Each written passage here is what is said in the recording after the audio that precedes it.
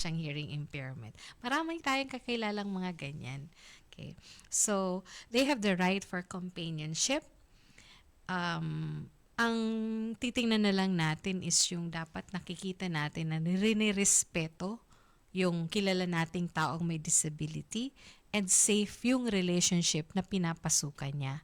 Kasi, syempre, alam natin na halimbawa, yung isang um, dalaga o isang binata na pumasok sa isang relasyon pero alam natin na medyo pagdating sa social cues, hindi niya alam, wala siyang alam doon, or sabihin nating mahina siya pagdating sa social cues, or hindi niya naiintindihan yung mga pahiwatig ng isang tao na niloloko na pala siya, hindi niya pa alam. Ayan, pwede nating tulungan, pwede nating gabayan as kahit hindi tayo member ng family niya, kung kilala naman natin siya. Okay. Ayun, dapat alisin natin kasi yung stereotyping na PWDs cannot form meaningful romantic bonds because they can. Okay. Marami tayong mga stories na makikita niyan kahit sa social media, di ba? Okay. So, tingnan natin kung ano pang mga sinasabi dito. Ate Badet. Thank you, Ate Badet. Okay. Ano lang yan, Ate Badet? Parang, sabi kasi ni Ate Badet, ano daw, matibayan na daw kung mag-angkor.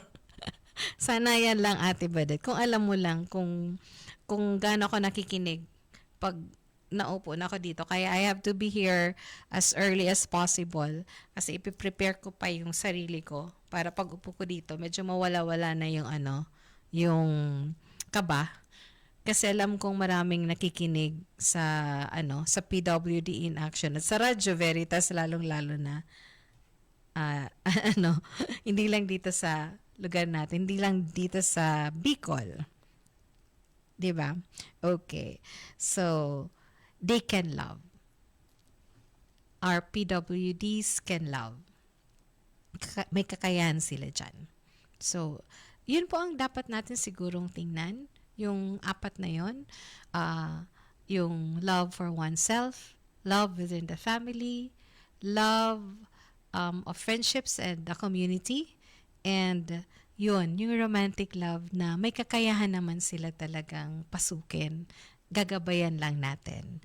Okay. So, yan. Meron din ako ditong gustong i-share din sa inyo na pag tayo po ay nagmahal, um, dumarating sa point na ano, nagiging advocate na tayo sa isang bagay na, isang tao na minamahal natin. Um, at dahil dun sa advocacy yun, parang mas mas parang binibigyan natin ng opportunity yung ating community na maging inclusive. Alam niyo po, sa experience ko bilang isang nanay ng may autism na anak, dumating sa point na dahil sa pagmamahal ko siguro sa aking anak at yung mga hardships na dinaanan namin as a family, nung lalo na yung nag-therapy siya, yung alam niyo yun, ang hirap ilabas.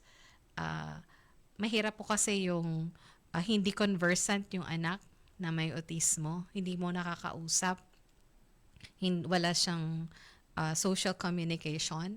So, dahil din sa community na nakapalibot sa amin, yung families namin, na grabe ang suporta, both sides, yung simbahan, na kung saan kami kumukuha, humuhugot ng lakas, at dahil sa mga natututunan namin sa iba-ibang taong nakapalibot sa amin, uh, we were able to rise above our disability as a family through by the grace of God, kasi hindi naman namin yun magagawa kung hindi kagustuhan ng Diyos, 'di ba? Okay, so we were able to rise above our disability, and dahil doon nagkaroon kami ng opportunity na mabuo ang isang programa na kung saan ito po ay nagbibigay ng ah, inclusive programs para sa or activities para sa ating mga kapatid na member ng PWD community. Okay. Sa paanong paraan? First po, yung pagbibigay sa kanila ng accessible environments. For example po sa mga schools na, 'di ba meron tayong mga estudyanteng hindi makalakad. May magandang school po dito sa locality natin na walang stairs, 'di ba? Yung ramp, instead of stairs, ramp. Yung Divine, ramp ang gamit nila. So kahit ang isang estudyante ay may ay may wheelchair, kaya niyang umakyat kahit anong kahit anong floor yung classroom niya. So, accessible. Nagiging accessible ang environment. Kahit sa simbahan po, na maganda kung ang ating mga simbahan ay accessible. Sa paanong paraan? Pwede silang, dapat may ramp, makakapasok yung mga may wheelchair, mamomobilize natin sila. So, makakapag-participate sila. Hindi lang participation as in mag-a-attend ng misa, kundi pwede silang maging part ng ministries, di ba? Okay. Gaya nung mga may hearing difficulty, kung ang ating mga simbahan, kung ang ating mga opisina, okay, ay merong magsa-sign language, then the environment becomes accessible, di ba?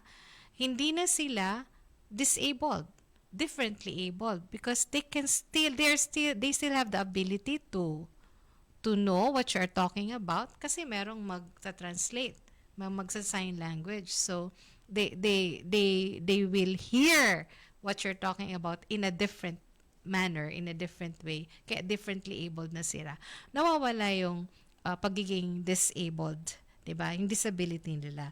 So we can advocate by helping in giving them accessible environments, in giving inclusive education, na sa classroom po, siguro, kung meron tayong mga estudyante sa loob ng classroom na nahihirapan mag-aninag kung ano mga nandyan sa harapan na sinusulat natin o fina-flash natin sa PowerPoint, see to it na yung mga yung mga instructional materials natin, malalaki naman para accessible sa lahat.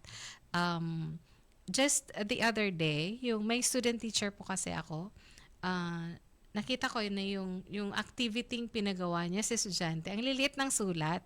So, kahit nakasagot yung ibang estudyante doon, sabi ko sa kanya, hindi mo alam, baka yung mga hindi sumagot, hindi dahil hindi alam nila yung sagot, kundi hindi nila makita, hindi nila maaninag kung ano yung mga letters doon sa activity mo.